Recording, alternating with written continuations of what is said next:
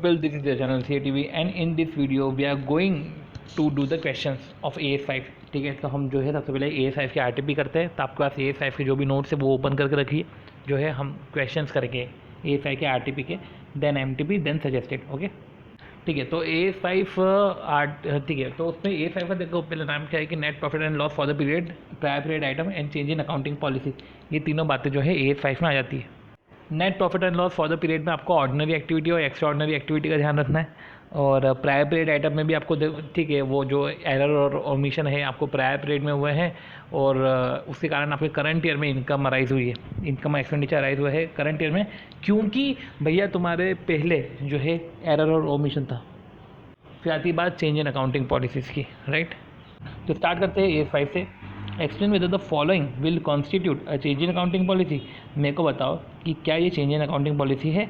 सबसे पहले एक फॉर्मल रिटायरमेंट ग्रेचुइटी स्कीम लेकर आए, ठीक है, in place of ad hoc x gratia payment की जगह।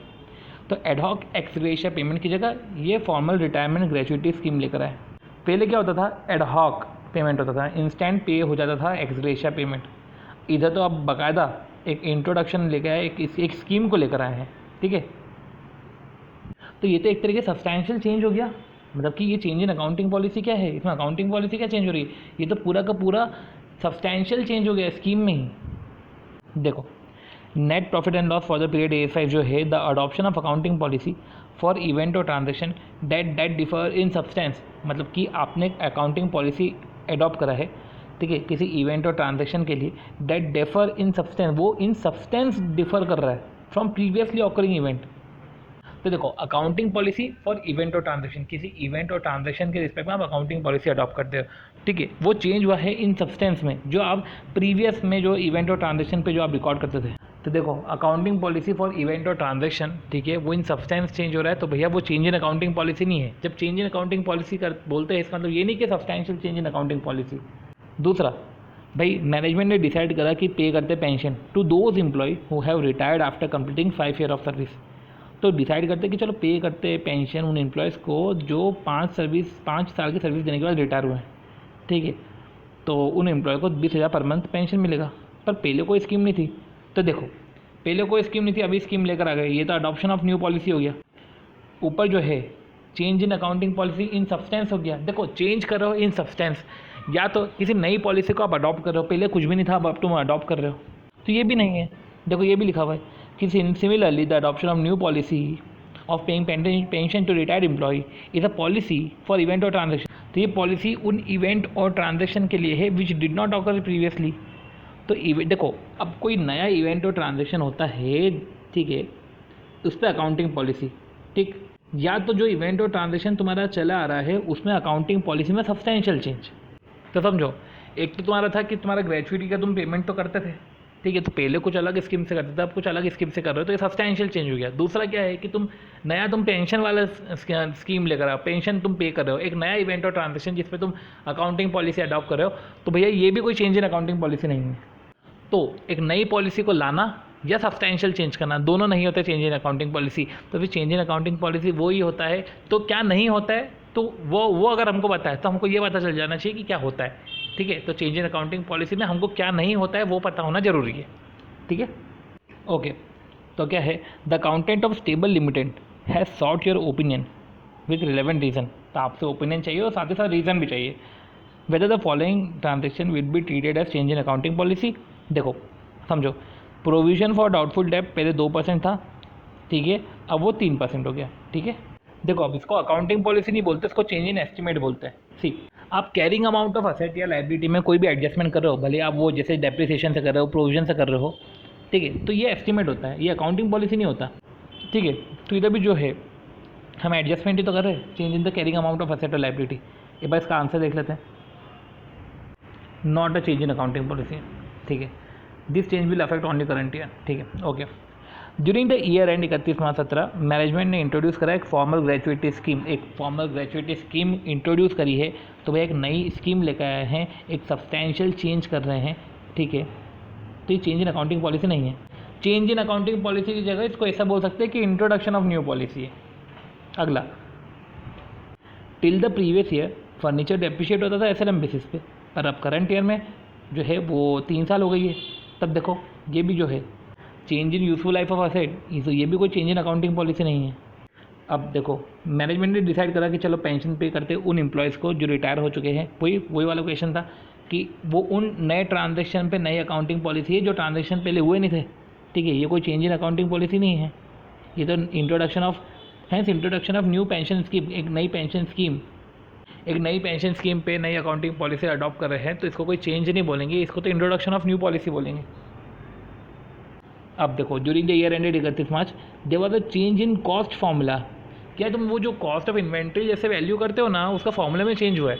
सी अब देखो ये change in cost formula for valuation of inventory, तब ये अपनी बात चल रही थी, ये अकाउंटिंग पॉलिसी होती है। ठीक है, ओके, तो कॉस्ट फार्मूले को चेंज करना चेंज इन अकाउंटिंग पॉलिसी है, पर अब याद करना पड़ेगा हमें कि चेंज इन अकाउंटिंग पॉलिसी तब एक्सेप्टेबल होती है जब जो है बेटर प्रेजेंटेशन है। देखो change as per the statue, जैसे स्टैचू बोल रहा है, या तो बेटर प्रेजेंटेशन ऑफ अकाउंट्स है। देखो ये चेंज बोनाफाइड होना चाहिए एज पर स्टैचू या बेटर प्रेजेंटेशन। बोनाफाइड चेंज करना है, चलो स्टैचू बोले नहीं बोले तो वो बोनाफाइड होना चाहिए, बेटर प्रेजेंटेशन के लिए होना चाहिए। ठीक है, चलो तो हमने ये जो है ये वाला क्वेश्चन भी ओवर किया मई 18 का। अब देखो अगला question, during the course of last 3 year, अगर लास्ट ईयर देखा जाए तो कंपनी ओव कर रहा है और ऑपरेट कर रहा है हेलीकॉप्टर, तो उसने लॉस कर दिए 4 helicopter. During the course of last 3 year 4 helicopter lose कर गया। Company accountant felt that after the crash maintenance provision created in respect of respective helicopter, तो वो मेंटेनेंस प्रोविजन की अब जरूरत थोड़ी ना है, and propose to write it back. अब ये जो प्रोविजन हम बना रहे हैं तो P&L में राइट बैक करो, तो as a prior period item. सबसे पहले ये कोई एरर और ओमिशन थोड़ी ना है प्रायर पीरियड के अंदर। तो भैया प्रायर पीरियड आइटम क्या होता है कि एरर और ओमिशन, एरर हुई है, कुछ ओमिशन हुआ है इन प्रायर पीरियड। ठीक है, तो इनकम और एक्सपेंडिचर करंट ईयर में अराइज हुआ है as a result of error और ओमिशन प्रायर पीरियड में। देखो अब जब तुम मेंटेनेंस प्रोविजन बनाते हो, ठीक है, जब हेलीकॉप्टर क्रैश हुआ तो मेंटेनेंस प्रोविजन भी बना रहे थे। ठीक है, ये जो बैलेंस है, जो बैलेंस अमाउंट तुम्हारा मेंटेनेंस प्रोविजन में है, ठीक है, ये कोई एरर थोड़ी ना, is not as a result of error. ये कोई एरर नहीं है, क्योंकि वो बैलेंस होगा ही ना यार। हेलीकॉप्टर क्रैश हो गया तो बैलेंस बचा हुआ रहेगा, नहीं यूज़ हुआ वो प्रोविजन, नहीं बैलेंस वो यूज़ हुआ। ठीक है, तो balance in the provision is not an error. ठीक है, अब वो क्रैश हो गया तो उसका रिवर्सल करना पड़ेगा, तो ये कोई ट्रायल पीरियड आइटम नहीं है। ठीक है, और ये कोई ऑर्डिनरी काम भी नहीं है। अगर प्रायर पीरियड आइटम नहीं है तो ये कोई ऑर्डिनरी एक्टिविटी भी नहीं है, तो ये एक्स्ट्रा ऑर्डिनरी एक्टिविटी हो गई। ठीक है, तो अब एक्स्ट्रा ऑर्डिनरी आइटम का करते क्या है कि देखो ऑर्डिनरी आइटम होता है तो ऑर्डिनरी आइटम को तो जो है ऑर्डिनरी आइटम को हम डिस्क्लोज करते हैं P&L में। ठीक है, वो डिस्क्लोज करते हैं हम P&L में। ठीक है, अब एक्स्ट्रा ऑर्डिनरी आइटम का क्या करते हैं, तो extraordinary item should be disclose in the statement of P&L as a part of net profit. तो उसको भी P&L में शो करेंगे, नेट प्रॉफिट का ही पार्ट है वो भी ना, as a part of net profit. अब जो nature and amount of each extraordinary item, जो भी हर एक चीज़ जो भी एक्स्ट्रा ऑर्डिनरी आइटम हो रहा है उसका नेचर, कि भैया देखो ये क्रैश वैश के कारण हुआ है, प्रोविजन रिवर्स करे, तो उसका नेचर और अमाउंट वो सेपरेटली डिस्क्लोज करो। ठीक है, और इस तरीके से डिस्क्लोज करो so that its impact in the current P&L। देखो सबसे पहले तो जो एक्स्ट्रा ऑर्डिनरी आइटम है, तो जो भी एक्स्ट्रा ऑर्डिनरी आइटम हुए हैं, ईच एक्स्ट्रा ऑर्डिनरी आइटम का नेचर और उसका जो अमाउंट है वो P&L में आप शो करो, और इस तरीके से शो करो कि वो इम्पैक्ट करंट ईयर के नेट प्रॉफिट पे दिखे, सबको दिखे कि अच्छा करंट ईयर का नेट प्रॉफिट इससे इतना कम हुआ है, इससे इतना ज़्यादा हुआ है। अच्छा ओके, मतलब दिखे कि इसका जो इम्पैक्ट है करंट ईयर के नेट प्रॉफिट पे। ठीक है, तो उसको डिस्क्लोज करो as extraordinary item as per AS 5। ये प्रायर पीरियड आइटम नहीं है। तो ठीक है, इस तरीके से हमने जो है RTP के क्वेश्चन सारे ओवर किए हैं। ठीक, ओके, तो अपनी बात आती है RTP मई 21 की। तो मई 21 की RTP में भी एक क्वेश्चन है AS 5 से रिलेटेड। ओके, तो RTP जो मई 21 है उसमें AS 5 से रिलेटेड एक्सट्रैक्ट था, तो एक बार उसको पढ़ लेते हैं। तो क्या है, पैरा 4.3 जो भी है, net profit and loss for the period PPI AS 5 जो भी डिफाइंस प्रायर पीरियड, कि प्रायर पीरियड आइटम क्या होता है कि इनकम एक्सपेंडिचर जो करंट ईयर में राइज हुआ है एज अ रिजल्ट, किस कारण से, as a result of error और omission in the preparation of financial statement of one और मोर प्रायर पीरियड, कि आपने प्रायर पीरियड में प्रिपरेशन ऑफ फाइनेंशियल स्टेटमेंट में गड़बड़ करी। ठीक है, तो एरर और ओमिशन करा है प्रिपरेशन ऑफ फाइनेंशियल स्टेटमेंट में, उससे जो है आपको इधर जो है इनकम एक्सपेंडिचर राइज हुआ है। तो एरर और ओमिशन है कि या एरर और ओमिशन है प्रायर पीरियड में प्रिपरेशन ऑफ फाइनेंशियल स्टेटमेंट जिससे तुम्हारे करंट ईयर में इनकम अराइज हुई। The company must have recognise the preliminary expenditure. क्या लिखा हुआ है कि कंपनी को रिकॉग्नाइज करना चाहिए preliminary expenses in statement of P&L in its first financial statement prepared after incorporation. ये जो इनकॉर्पोरेशन के बाद जो बना है, ठीक है, उसमें प्रिलिमिनरी एक्सपेंडिचर को रिकॉग्नाइज करना चाहिए, ठीक है। अब देखो क्वेश्चन का एक्सट्रैक्ट ये था कि कंपनी ने प्रिपेयर नहीं करे, the company has not prepare statement of P&L, ठीक है, P&L नहीं बनाया for any of the financial year 2010-11 से लेकर 19-20 तक, considering that business activity commence ही नहीं हुई, तो therefore capitalisation the preliminary activities of 35,000। तो जो बोल रहे हैं capitalisation of preliminary expenses, general expenses and interest cost जो 2.5 करोड़ है, ठीक है, as pre operative expenditure incur during this 10 years under the head inventories working progress. तो उन्होंने जो है बिजनेस स्टार्ट नहीं हुआ, इन्होंने कैपिटलाइज कर दिया अंडर इन्वेंट्री वर्किंग प्रोग्रेस। तो अगर आप देखो तो इन्वेंट्री वर्किंग प्रोग्रेस जो है उसमें ये तीनों चीज़ें दे के रखी है, ठीक है। तो देखो अगर इन्वेंट्री में अगर दो चीज़ें जो है कैपिटलाइज्ड है, एक तो प्रिलिमिनरी एक्सपेंडिचर और प्री ऑपरेटिव एक्सपेंडिचर, ठीक। तो प्रिलिमिनरी एक्सपेंडिचर है और जनरल एक्सपेंडिचर 2.5 लाख है और ये pre operative interest cost approx 2.5 crore. तो उन्होंने क्या किया कि जो अपना जनरल एक्सपेंडिचर था, ठीक है, जनरल एक्सपेंडिचर जो 2.5 लाख का है और इंटरेस्ट एक्सपेंडिचर जो है उसको प्री ऑपरेटिव एक्सपेंडिचर बोल दिया और एक प्रिलिमिनरी एक्सपेंडिचर हो गया। तो 2 प्री के हैं, एक तो प्रिलिमिनरी एक्सपेंडिचर और एक है प्री ऑपरेटिव एक्सपेंडिचर। तो ये साइड का ये बोलना है कि जो प्रिलिमिनरी एक्सपेंडिचर और प्री ऑपरेटिव एक्सपेंडिचर है, तो जो प्रिलिमिनरी एक्सपेंडिचर है, ठीक है, उसको रिकॉग्नाइज करना चाहिए स्टेटमेंट ऑफ P&L में in the first financial statement. तो जो एक्सपेंडिचर रिकॉग्नाइज अंडर इन्वेंट्री जो पैरा 6 में स्टेटेड है, must have be recognise as expenditure in the statement of P&L। तो ये therefore such expenses are prior period item. Prior period item इसलिए क्योंकि error और ओमिशन था। एरर और ओमिशन क्या है कि जो प्रिलिमिनरी एक्सपेंडिचर है आप उसको कैपिटलाइज करो, जो कैपिटलाइज नहीं करना था। A5 state that nature and amount of each prior period item, nature and amount of prior period item उसको सेपरेटली डिस्क्लोज करो in the statement of P&L in a manner कि उसका इम्पैक्ट करंट ईयर के P&L में दिखे।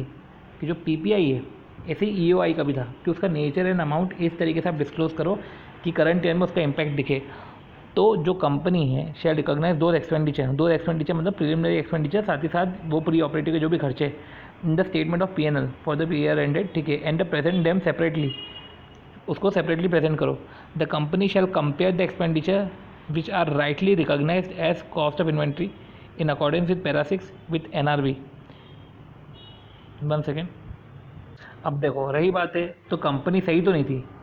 पूछा ये क्या था क्वेश्चन में कि क्या company whether the company is right in not preparing P&L for so many year. इतने साल से P&L नहीं बनाया, क्या कंपनी सही थी?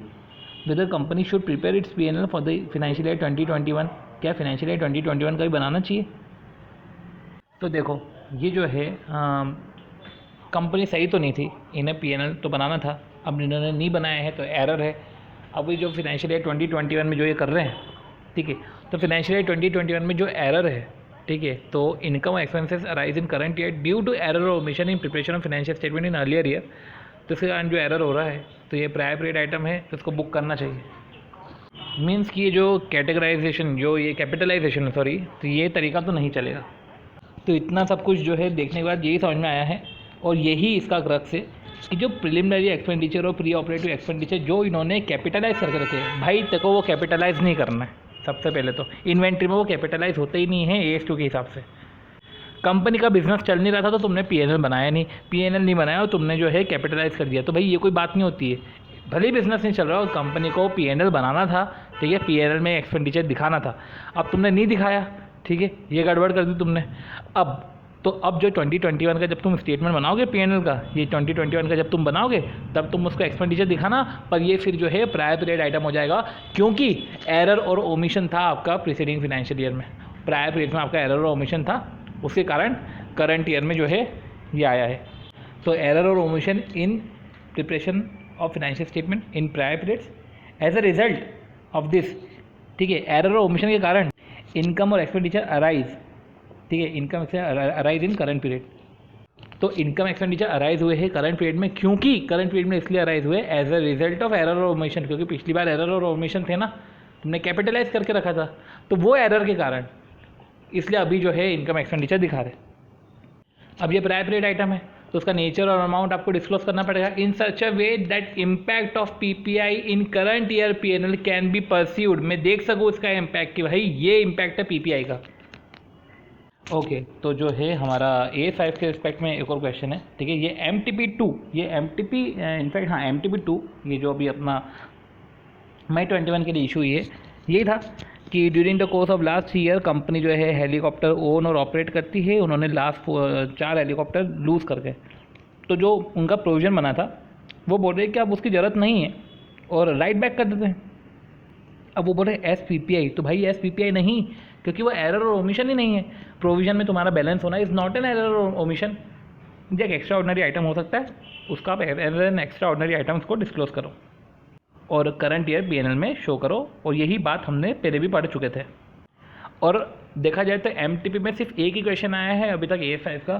फिर बात आती है सजेस्टेड की, तो सजेस्टेड की क्वेश्चन हम एक बार देख लेते हैं। सजेस्टेड में जो है नवंबर 18 के एग्ज़ाम में एक बार आ चुका है ये, और बाकी तो बस ठीक है, नवंबर 18 के एग्ज़ाम में ही आया है, राइट, और तो अभी तक आया नहीं है। ओके तो एग्ज़ाम में तो अभी तक क्वेश्चन पूछा नहीं है, ठीक है। A5 के रिस्पेक्ट में अभी तक क्वेश्चन में एग्ज़ाम में कभी आया नहीं। तो इस तरीके से अभी अपन बोल सकते हैं कि अभी जो मई 17 से जो अपनी MTP है उससे अपन ने जनवरी 21 तक की MTP, मई 17 की RTP, जो कि RTP पहले आती, तो मई 17 की RTP से हमने जो है जनवरी 21 तक के जो है अपन ने MTP पूरी कवर करके रखी है, ठीक है। तो इस तरीके से अपना A5 टोटल रिकॉल हो जाता है, और ठीक है इंपॉर्टेंट चीज़ अपन पढ़ भी ली है। ओके तो अपन मिलते हैं अपने नेक्स्ट वीडियो में, जहाँ पे अपन जो है A7 AS29 के बारे में बात करेंगे। ओके चलो बाय।